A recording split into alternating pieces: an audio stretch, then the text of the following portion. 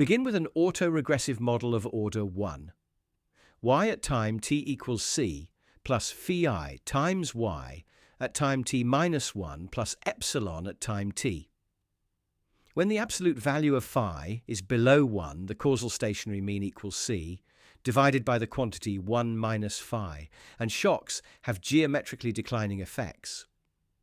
A positive phi produces persistent movement that returns monotonically toward the mean. A negative phi produces an alternating response around the mean. As the absolute value approaches 1, decay becomes slow and finite samples can resemble non-stationary behavior. At exactly 1, the usual model becomes a random walk with a unit root.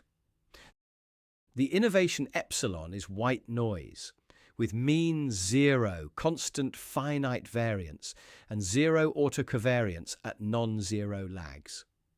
White noise does not necessarily mean independent or Gaussian, and that distinction matters in applications.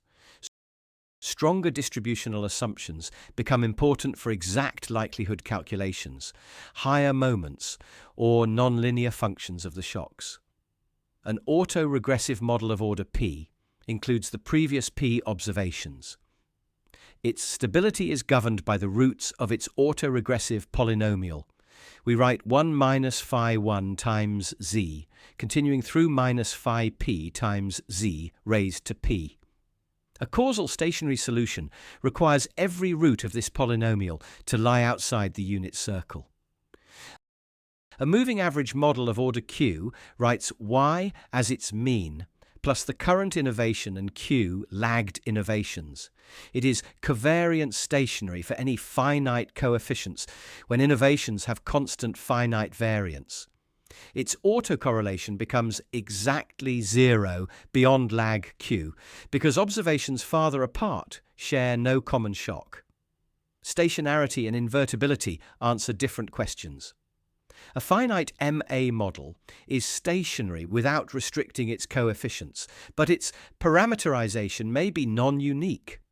Invertibility places roots of the moving average polynomial outside the unit circle, so current shocks can be recovered as a convergent function of current and past observations.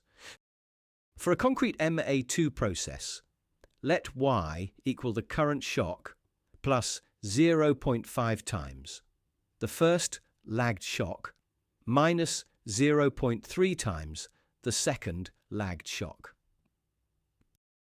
A simulation should show short clusters of dependence rather than persistent smooth decay. Sampling noise prevents the theoretical cutoff from appearing perfectly in every empirical plot.